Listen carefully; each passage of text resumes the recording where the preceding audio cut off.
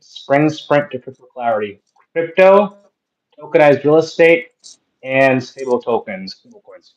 So I'm here with one of my mentors, Yaeunda Poe, who's a realtor in the United States and it specializes in tokenized real estate both in the US and abroad.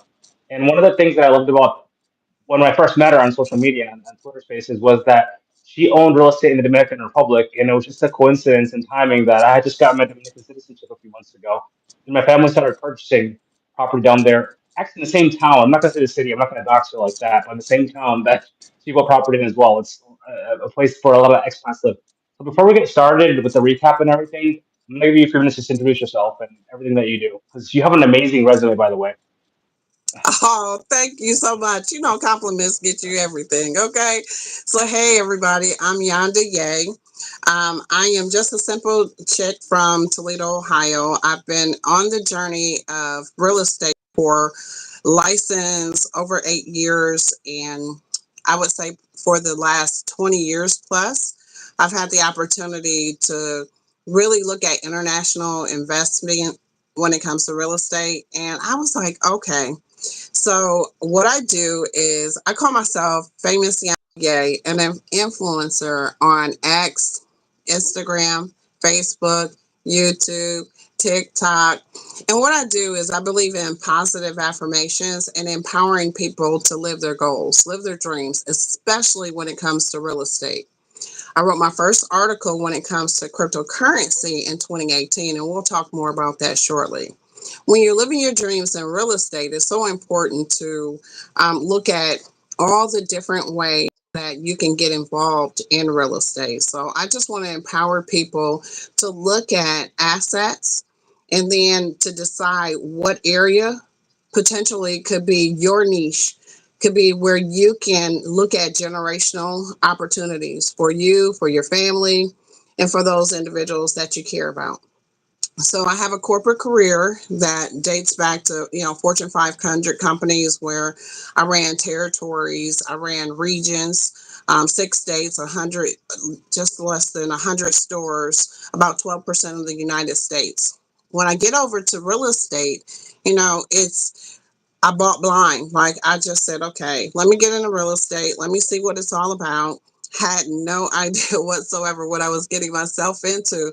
I bought blindly, so I hadn't even visited the country before I made my first purchase internationally. And that's what Mike was just talking about. So I say all that Yeah, which is stuff to by the say, way, really impressed me by the way that you actually did it and it went through like seamlessly. And we'll talk more about it in a second. Sorry, but it went through seamlessly. It wasn't a scam or anything. But go ahead, continue. yeah, absolutely. And I learned about fractionalizing real Sorry. estate and doing it in real life first, right? So I had the opportunity to just buy real estate with people I didn't even know, like, and that was really amazing. And then we finally met each other later at different conferences and stuff like that. But we were already invested in a penthouse in Punta Cana, Dominican Republic. Okay, I doxed myself. So it was That's such a okay. journey. Absolutely. Well, you learn things like what to do and what not to do when it comes to real estate and empowering others to really get outside of themselves, just to learn, to align themselves and to follow living their goals. So I transitioned in real estate. I parked my license because I wanted to build something that I knew would impact many people in the future. And it has something to do with technology even. So I'm the CEO and founder of Everything Metaverses. I have another company called Beautiful Metaverses, and it's all real estate based. Because when you start to look at technology, whether it's cryptocurrency, blockchain, stable coins or tokens, and some other pieces, AI especially, there's a learning curve that people often experience. So it was important to get involved in that. So that's a little bit about me. I'm on X every Saturday, 8 a.m. Eastern Standard Time. And I talk to people about what's happening in policy, what's happening in real estate, what's happening in real world assets with tokenization, blockchain, cryptocurrency, women in Bitcoin. And it's just been Yeah. such an honor to live currently how I'm living. And by the way, I love Women in Bitcoin, the whole organization, because I like what you guys are doing. I think that cryptocurrency for me is for everybody. Like, it doesn't matter if you're an alien, what color you are, race you are, what country you live in, your religion. how restrictive your country is, especially if you live in a restrictive country. I think that cryptocurrency gives you a lot of freedom. So on that note, policy-wise, Securities and Exchange Commission, you are there for all four meetings. I'm not going to have you go through every single meeting. Can you give us like a general highlight of what you learned? And although I just want to be thankful, just want to be, I'm really thankful that you attended these, and I'm really thankful that it's over.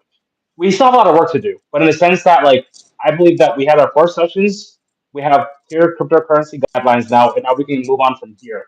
So, what is like a brief recap of like the four sessions, and what was the most important sessions for you, and why? Absolutely. It was all kind of an accident that just kind of happened. I knew that I wanted to get involved, like a simple girl just trying to understand policies and procedures, understand what was at stake when it came to cryptocurrency. But attending all four, I would tell you that I learned one, to follow your dreams, follow your gut. Like, I love networking, I love learning. And when I started to understand things like, who is the SEC, right? So the Security Exchange Commission here in the United States. Well, what do they do? I know it seems so simple, but I really needed to Yeah, understand what they did, right? And so they're at the intersection of innovation and securing investors, like making sure that they're safe when they're looking at investing in things. So going to all four, I would say be a voice in the room, network. I've met so many incredible people. My eyes like bug out sometimes just because I'm I'm pretty like, jealous, by the way. wow. I'm very jealous. I've seen this again. I think some of the pictures, like the picture they got of the crypto mums, Hester Pierce, and I was like, whoa, these big, these are big names. So go ahead, continue. Sorry. Absolutely. But for me, I'm just there as like, unless like you've taught me so much, and I want to thank you for allowing me to come on your show and to actually be interviewed, because half of the people you're like, Yonda, that's such and such. I'm like, who? And I have no idea who the people are. So I'm just grateful that you have the opportunity to share with me and help me to grow and educate when it comes to the political sector. So thank you so much. Well, But I've definitely learned because so much. people are gonna be watching this afterwards as well. You know, obviously it's 4:12 o'clock, 4:12 p.m. right now, so people are coming home from work, but people are gonna definitely be watching this. So don't worry about that. You get the views. But yeah, no, I appreciate you coming here because like I always tell people like everywhere that you're one of my mentors with regards to specifically real estate and blockchain. Again, a lot to talk about, but let me let you finish your point on the four sessions of the SEC. Well, no, it's, looking at, I saw it as an opportunity for really smart people to come together and to talk about the pros and the cons of what it would mean to regulate blockchain and cryptocurrency. What are some questions that we still have? What are some innovations that we really haven't tapped into? How can the community at large be represented locally and at state level even? And I thought, wow, they really do care about what we're doing, understanding stable coins even. So having the opportunity to sit and network with folks that probably I feel like I would have never met in my life had I not intentionally put myself in the room, intentionally made time to be a part of history making opportunities. So I would say always follow your gut, have a goal in mind. It's okay not to know everything that they're discussing. It's going to come to you. Like, you do your research, you're like, okay, what is a money transmittal license exactly? Right. So you learn so Yep. many different things. Like, I'm telling you, different policies, what laws. So you find yourself digging more because there's conversations happening in the room. Those are my takeaways. Okay, so specifically with regards to tokenized real estate, which is your specialty. Okay, so one thing that you said about the metaverse. So do you? I don't believe I ever asked you this. Do you only sell real estate in the real worlds, or do you also sell it in the metaverse as well? Do you do both? So I do. I own real estate in real life as well as in real world, and I also own metaverse properties and several that are on the blockchain. So they're already invested, whether it's Ethereum, whether it's Bitcoin. So yes, I do own real estate digitally as well. So, and that's really how I started in this whole tokenization process. In 2018, I wrote an article and I was talking about Bitcoin and Litecoin and some other exchanges and what that means. And I made a prediction in 2018 that we would eventually have real estate that be on the blockchain. And now fast forward about 7 years later, that article is still out there on LinkedIn, but here we are. Now we're talking about real world assets being on the blockchain and what that means to be on the blockchain. And I just see it as such a wonderful way for people to get involved, to democratize. And we're going to talk more about like even how it happens that people will be able to invest eventually in real estate using their digital currency. Okay, so it obviously makes sense to do it on the metaverse, right? To have blockchains, cryptocurrency, because it's all on the internet.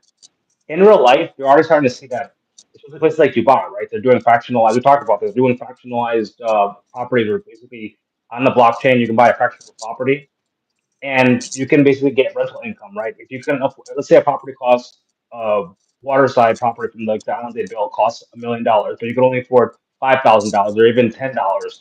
You can buy a piece of it. Boom. Also in California, you're starting to see that they're starting to put DMV records on the blockchain. And in the New Jersey governor's gubernatorial race, they started talking about possibly putting licenses, basically everything on the blockchain. So, what do you see as some advantages besides fractionalizing real estate to putting property rights and deeds on the blockchain? Well, one of the things when if you've ever had to do a real estate transaction, you know that it can be cumbersome. It can be lengthy in time. There's if you're purchasing an asset, I recommend that people block out about 4 to 5 hours to acquire that real estate asset.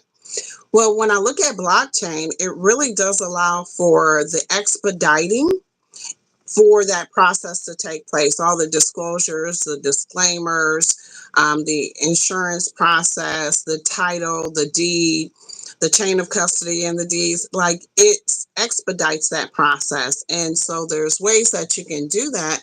When you look at fractionalization, I've always seen it as pie. So a piece of the pie, a slice of the pie, and it allows people to get in at a nominal amount of money, just depending upon where they're investing, who they're investing with, and how many slices of the pie that they want. Ideally, I've seen it start at $50 to $100 USD to start fractionalizing real world assets and investing with That really others. makes it. By the way, that really, you said something really important that I want to emphasize. You're basically saying that like somebody that doesn't have much money, that's struggling in life, right, but needs like that wants to get a piece of an asset, can afford, right? They can even put it down as low as $50 to $100. They don't need to buy the whole asset, right? So you think that democratization is like one of the biggest reasons that recognizing assets is really important in the blockchain? Absolutely. Okay, cool. So with regards to on that note, with stable coins, SEC, they've talked about stable coins, and we talked about before we went online about the fact that they're passing the Genius Act. Do you think that stable coins are the best way to buy real estate? Like, especially if you're an American citizen, you want to buy a piece of real estate. Let's say I'm in New York right now. I want to buy one in California, but I'm also thinking of maybe buying one in the Dominican Republic or in Dubai.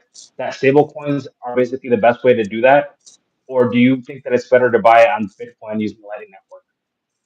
Well, I always recognize that people should work with a trusted advisor, and my specialty is in syndication. So, bringing like-minded individuals together in real estate, teaching, developing, allowing folks to really understand what it means to fractionalize real world asset, a piece of real estate together, because there's a huge learning curve that takes place. So the how you want to approach it, there's several ways that you can get into tokenizing with fractionalization. So the initial piece, like I started my company everything metaverses with NFTs, non fungible tokens. And I did that because I wanted to come in from a coaching, a mentorship, and a partnership perspective. I see when you start to look at there's about three different types of stable coins. Now, once you have a stable coin established, you start to look at the types of tokens that you want to put, or token utility that you want to put in place. So I see a strong use case even for leveraging stable coins, also looking at NFTs, looking at the digital twins, and there's some other pieces that will make it possible for people to be able to tokenize their real estate. It's all about the smart contract, though. You really have to Okay. pay attention to what the information that you're electronically signing, what's inside of there. And so that's why don't try to do this by yourself, but work with a trusted advisor. I specialize in syndication of real estate, and I work with a money transmittal license platform in order to do so. So, in regards to the SEC, did they specifically have a preference on the tokenization of real world assets? Did they say that they prefer people doing it on certain blockchains, or do they what like I'm just trying to get a feel of what from the SEC's perspective, what do they think about real world assets and tokenization of real world assets? Yeah, absolutely. And this is, I don't represent the SEC. I represent myself Oh, as an thankfully. independent free thinker, right? And all this information that I'm sharing with you all, I want you to go do your due diligence, then reach out to myself, reach out to Mike, and we can talk about next steps. And what my takeaways were when it came to tokenization of real world assets, it's one, we need regulatory clarity and transparency. So there's a lot of pieces like, what does that really mean though? What would that even look like? So, I mean, we have to break it down to the simplest form. The second thing is looking at compliance and registration. So, in the event we open up real world assets and tokenization, just think about this for a minute. What if they gave you the choice? You can be registered, which is unsecured, or you can be unregistered and unsecured, or you can be registered and secured. So is that an alternative that they would consider passing? I mean, speak to the crypto task force and talk about your perspective. The liquidity. So that's another piece of the tokenization of real estate. Like, you got to think about, and the accessibility. So, like, historically, real estate has been illiquid. So it's hard to off ramp and get involved and get the assets, the money, in order to be able to build your real estate. The other thing that they were talking about was even your real estate portfolio, the cost reduction and the efficiency. So tokenization has the to reduce the amount of time that we're bringing and we're finalizing a transaction. It'll lower the cost even. So there's a savings by streamlining processes when you start to get into tokenization. And then just think about the market expansion, right? And I gave this example, and this is just an example, is Bitcoin.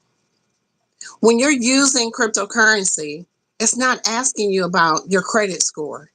It's not asking you about that. And that tends to be a barrier to people even owning a real asset. And that's just an example. Unfortunately, especially our communities, right? I'm Latino as well, so like our Black community, Latino community, that's an encumbrance, I think, and that democratizes. And like you said, for a lot of people that normally wouldn't have those, they would have that obstacle rather than a benefit to them, the credit score and everything else. It really gives them a leg up.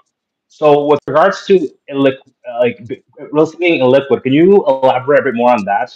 And how does cryptocurrency bring liquidity to the real estate space? So I always look at in the illiquid space, right? So how do I gain? I use my house for instance, as collateral, right? So I'm able to instantaneously do some things, and that's what I talk about when I look at wealth generation, is being able to take that asset and hold on to that asset. But I'm able, once I own that home and I have equity in it, I'm able to do things with the equity that's in that house. That's an example of what I mean about liquidity. How do I gain access to that equity that's in my house? Does that make sense? Definitely. So, because you said that like there certain to a certain extent there's a problem with liquidity, right, in the real estate market. But being on the blockchain, if you put everything, these houses, everything on the blockchain, there's a chance that there's going to be an increase in liquidity, that houses will go up in value, or just so I can understand a little bit more what you're referring to with regards to adding liquidity using the blockchain to the real estate market. Yeah, so historically, real estate has continued to go up, and it's rare, but it's possible that real estate can lose its value in a market. And the number one thing that makes a critical decision point for people is location. That prime site is location, location, location. Picking the right location really can benefit your asset value, your house value. And so then what happens, say I buy a house for $1, and 6 months later, the house is worth $2. I just generated 100% return off of a $1 house, and it's now valuated at $2. Now, can I take that $1 that it's had an increase, and can I be able to do something with that $1? Absolutely. So then I'm looking for what can I do with it, right?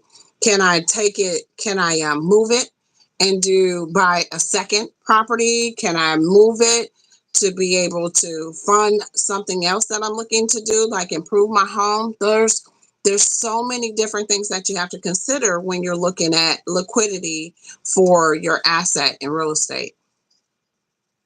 Okay, good. So the situation with Dubai, we talked about this before as well, where they are already using the XRP ledger to basically put properties on the blockchain. They are in the future. What we were talking about 3 months ago, and we were thinking this was so far in the future, they're already doing it right now. Do you think that after the SEC had their spring sprint to regulatory clarity, once we get the Genius Act passed, once we get the Market Clarity Act passed, do you think that we're gonna start to see that in the US really soon, where they're gonna be putting fractionalized property up for sale in markets like New York City and Miami, etc.? Or do you think that we still have a while to go? So it's my opinion that when I was sitting there in the last SEC meeting, not this final one, but the one previously, when they were talking about tokenizing real world assets and what does it mean, it was broken into two categories. And one of the categories was operationalizing. The other side was interoperability. And we're still figuring out there are still barriers here in the US that we have to consider when looking at tokenizing real world assets, especially real estate. And So that we can't just do like interoperability. Dubai and just like, hey, we're gonna put it on the real blockchain. We can't just do it like Dubai did. Like if you Right. you and I want to do it, we want to get a building in New York City right now and put it on the blockchain. We cannot do that, right? No, we cannot do Okay. that. Nope. So I just wanted to establish that. Okay, so go ahead, continue. No, no, we So you're can't talking do about the that. And barriers. that was one of the things that was clear though, Mike, is looking at that was a recommendation from several of the panelists to allow for room to innovate in order to create solutions. Like there's a lot of current things like how does this apply to application or security law? Are you registered or are you compliant business, or are you a non-business entity and you're now getting into real world assets and tokenization? Custody and trading, how does that process work? Even when you think about airdrops and things like that, are airdrops even happening with accredited investors or non-accredited investors? So we have frameworks in place that allow some verticals for us to look at this. But again, we don't know what we don't know. This is the first time. This is the first time technology that we're getting out here and we're innovating with. It seems like we're moving we're trying to move really fast, but it seems like almost like it was like a 3 or 4 year period, right? With the previous administration, I'm not saying Democrat, Republican, or anything, but the previous administration slowed things down, stalled things for a long time, and like these other places like Dubai and Singapore, they were like, "Hey, let's move fast." Do you feel that the U.S. is going to fall behind, or do you think that now that we've gone through the spring sprint to regulatory clarity, and it seems like everybody in D.C. we were there, even the subway station. I I I, I looked at my mom like, Mom, look, Gemini, America's Exchange, all over the place, all over that's not for us. That's for the politicians. America's Exchange. Do you think that now that we've gone through the hump with the 4 sessions. By the way, it felt like it was gonna be so long, and now it's over. And now we're talking about the passing this piece of legislation before the August recess. Do you think that once that's done, the U.S. still has a chance to catch up with the rest of the world, or do you think that like you're gonna see places like I don't know Nigeria or Ghana or Dominican Republic or Colombia basically be the new places where you can buy cryptocurrency. You can use cryptocurrency to buy properties. Will be on the blockchain. I heard a phrase and I like it actually. And it's the US is leading from behind, right? And That so, stings my pride. huh? That stings my pride. But go ahead. I know. So it's like when you consider that the U.S. is leading from behind, we have investor safety in mind, and we have to protect investors who want to get into this new technology, this new DeFi, right? Decentralized finance. And so the challenges that we have in front of us, even with all the other countries kind of having a little more freedom to innovate, and that came out clear, is that maybe there's more conversation that has to take place around freedom to be able to innovate and um, to allow for folks to come up, because we don't know what else we can really do with this technology. So challenges that we have is like the regulatory uncertainty. So there's a compliance complexity, right? So a company gets started today, and then tomorrow all of a sudden, they disappear. What happens then? So I don't mean to be a Debbie Downer, but I do have to talk about the pros and the cons of this technology, and why I mean, I that's not a still bad love thing. it. Say what? No, no, that's not a bad thing. No, no, that's not a bad thing because that's a lot of people are scared of that, especially a lot of people in traditional finance. They want to go in the banks. They want to start issuing cryptocurrency to their clients, but they're like, listen, you guys can tell us that everybody has told us is good to go, but we have to protect our customers. We need more regulatory clarity. We need actual laws that we can actually look at. So I understand 100% what you're saying. But this is what I'm scared about is the fact that in Dubai, they're already doing it, right? In Dubai, they don't have KYC, right? That dissuades a lot of people from wanting to invest in the US. They're like, well, all this paperwork, even if it's on the blockchain, the US is overregulating this. And if I can go to Dubai, no KYC, no taxes, oh, I'll just go to Dubai and do it instead. Like, that's what I'm afraid of. Do you think that that's, if we're leading from behind, when you tell me that, that's what I'm thinking of. That, for example, my parents' homeland, the Dominican Republic, right? It's much easier to buy property there than it is to buy one here in the current phase. Why wouldn't somebody just go and buy one there, right? Or do you think that Absolutely. I'm wrong? Absolutely, Mike. And this is, and that came across clear in conversation to me as being in the audience, being at the SEC roundtables, is hearing, okay, so we want you all to stay here in the United States. We want you all to be able to build with us in the United States. And okay, so just stay here. We're looking at ways that we can support you all. We want to do it reasonably. I'm like, okay, all right. But again, the KYC came up. Knowing your customer and understanding that transparency and that anonymity to investors, and opening up exactly who you are, and where you live, and how much you have in your wallet. That whole transparency, how transparent. So is there another option for people to maintain some of that anonymity? I have a policy that I want to introduce to my senator. When I talked to her tonight, I'm like, hey, You're I a U.S. want this, senator, right? huh? U.S. senator? Yeah, U.S. U.S. senator. Okay. Okay, Yep, go ahead. United Go States ahead. Senator Angela Alsobrooks. So I'll get a chance to see her this evening, tomorrow, and Friday. I want to talk to her about this introduction around the anonymity. So, because we do have some different technology that would allow for us to be able to validate the person is the person, they meet the criteria without disclosing like the KYC method. And, you have to think about what just happened to different platform exchanges and what that Coinbase means for specifically. Let's be honest. Coinbase. right, what Let's that be honest about means. Yeah, it. absolutely. No. When you say like, we were at the same meeting, right? They were talking about it. They were like Coinbase. They will like they can't take the money from your account, but they know your name, your address, your phone number, everything about you, your age. So that's really scary to a lot of people. That scared my mom who was with us, right? And she's new to cryptocurrency. So that I believe that's called zero proof technology. But what would you say to somebody, for example, you just said something really important that we want people to come back to the US. You were at the Bitcoin conference. You saw this live. Eric Adams, my mayor. Some people hate him, some people like him. But he said, please come home to New York City. We got to get rid of the bit license. We got to do this. We got to do that. He's been saying that for 4 years. He was saying that before.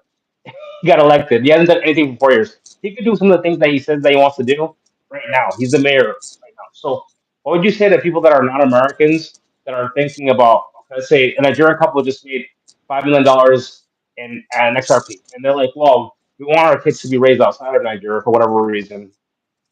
Money. What do you think of Dubai or the U.S.? Oh, I don't know. The U.S. cryptocurrency, they're really fussy. I don't know about buying a house there. It's much easier. What would you say to somebody like that in that situation? What would to tell them to come to the U.S.? Like, what would you tell them? Like, oh, I was just at these SEC meetings. The U.S. is the future of cryptocurrency, and this is why. I believe that I love the United States. I love being here in the United States. So I'm biased and probably will always be in my life. Now, I do I'm believe in biased too. living in other countries as well, right? I love to visit other countries. I could do an expat assignment anywhere in the world, and I'm fine with that too. I think what we're looking at though is we're looking at global finance really, and each region, each jurisdiction is going to have their own laws as to how they're going to apply it to their citizens and non-citizens. And I think it requires education in there, for people to understand their different jurisdictions. You have to do what's right for you. You have to do your own research and your own due diligence, and you have to find out what works for you. So, where you are. So, oftentimes I talk to people about retirement, right? So, what does that look like, right? How are you planning your retirement, and what assets do you have to make sure that you're going to live the life that you want to live when you do decide to retire? But retirement is really active at this time. So it's just a matter of you have to do what's best for you. But I always encourage, again, how I started, live your goals. Know what your goals are and get after it.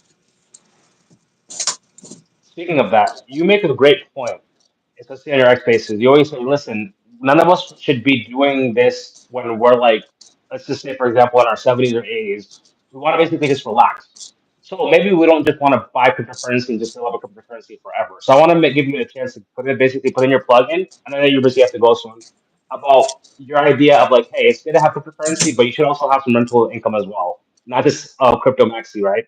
Go ahead, explain why that's important. Diversify, not just 100% Well, crypto. I believe in diversification, and I prescribe to the or subscribe to not all your eggs in one basket. So it's so important to understand that even when I think about cryptocurrency and the diversification in it, it's like there's a learning curve even there. So, and SEC was talking about that self custody even. So, and then I have worked with investors who say things like, "Well, I'm gonna buy this asset for my grandchildren." Okay, well, that might make sense at this time too, right? So, buy it for your grandchildren, do whatever, but you have to do your own research when you're deciding to make that overall investment for the future. I would also say real estate isn't a it tends to be an appreciating asset. When you look at really what's in the top 5 wallets of the 1% of wealth controlled here in the United States, I was struck to even say the world, they're holding real estate. They're holding multifamily. They're holding commercial. They're holding residential. Like, so real estate has always been a part of a wealth portfolio. So that's just an example of two assets to look at, right? One is maybe a non-producing asset. One is a producing asset. You just have to do your research on how you want to diversify your portfolio because it's all about your goals. You have to know your risk factor. Like, are you low risk, medium risk, high risk when you start to look at investing for the future, especially with your money, finances? That's what I would say. No, definitely. Well, there's a lot of things that are happening, right? This is everything we're talking about is basically time sensitive. I mean, we finished the SEC roundtable, so it's not that time sensitive, but probably 2 months from now, I'd say by mid-August to like mid-September, we're probably going to be seeing a whole different dynamic with all the legislation going to DC right now, and at the state levels as well, right? We just had two states, Louisiana and Rhode Island, pass legislation to basically create councils to help create policy for the next year's legislative session. and Connecticut just outright banned crypto. You saw that strategic Bitcoin. They banned the strategic Bitcoin. Yeah, it's Connecticut yesterday. I'm not sure why they did this. Every single state senator and assembly person voted no. Well, sorry, voted yes on making it so the state can never buy Bitcoin. It can never establish a strategic Bitcoin or non-coin reserve. Yesterday, Connecticut did that, which makes sense. You know why Connecticut did that, right? No, tell me more. Stamford, Connecticut is the hedge fund capital of the world. I'm pretty sure those guys do not like crypto. They control lots of money there. All the family offices that are in Miami are in Connecticut. Go figure. I don't think that age group is really, they're big fans, and I'm sure that they had a say in that. But with that being said, though, I'm gonna let you go. I know you have a lot to do. I'll catch up with you offline. And then that's what you want to say before we get going, unless you see anything you want to talk about. Well, I would tell you that I thoroughly enjoyed our conversation today, and I hope that the audience takes some time and reach out to both you and I regarding learning more about real estate on the blockchain, understanding cryptocurrency, understanding why real estate is a wealth producing asset for most of kind of what we're looking at historically. It's an appreciating asset. When you think about the need, everybody needs a place to live. So, and it comes down to me, to me saying this to you and to the world that's watching and listening. Ownership, ownership, owning and appreciating assets like a home. People will need a place to live. People will have their families living there. Look at culturally something dynamics that happen where there are many family that live together, many families that live together, the children, the grandchildren, and the sandwich generation. So when you look at the sandwich generation, some things to consider would be um, you're a mom, dad, you have the grandparent or your parents in the middle. You also have your children in the middle. That makes the sandwich. Think about how you're going to build that financial freedom for the future. That's all I have to say. Definitely. We have 5 years to do that, and before the robots come for us. But with that being said, our next talk will probably be about the metaverse and maybe even some AI. But for now, I'll let you go. Enjoy the rest of your evening and enjoy your meetings tonight. Thank Words are on. you. Talk soon. Mwah. Bye. Ciao.